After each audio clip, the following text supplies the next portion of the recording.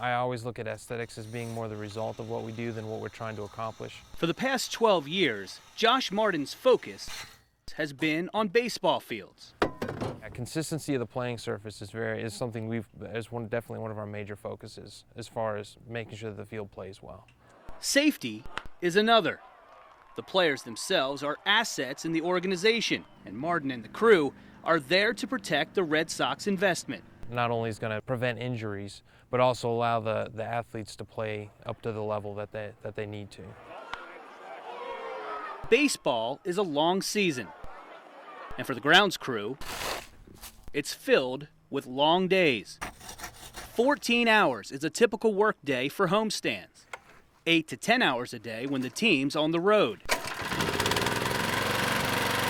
Work begins in the morning, mowing the grass and maintaining the carefully crafted patterns. Hand-operated mowers take care of the infield, while the big machinery is used to trim the outfield grass. When the team's in town, the crew mows every day. When the Red Sox are on the road, they'll mow every other day to give the grass a bit of a break. But you want to get, down in there and get all that clay and dust out of there. Next, it's on to repacking the pitcher's mound and the home plate area. Typically, the crew will tackle this right after the game, but they saved it for my tutorial. First thing is just get it all kind of raked back to its level. Martin explained the pitcher's mound is actually 2 levels. The flat table where the rubber is, and then the slope that heads down toward home plate where the pitcher's front foot lands. On the mound, there's 2 layers. The surface is a loose calcined clay, which keeps moisture in the layer of hardened clay below. Because if this dries out, it'll just crack and come apart. So you just got regular water in there? Water is sprayed to the base clay and it's chopped up so the fresh clay will bind more easily. The new clay is added by hand and then chopped into the existing layer. A small tamp is used to work the clay into the holes. Any low spots are then filled, and a larger tamp is used to pack the clay tight.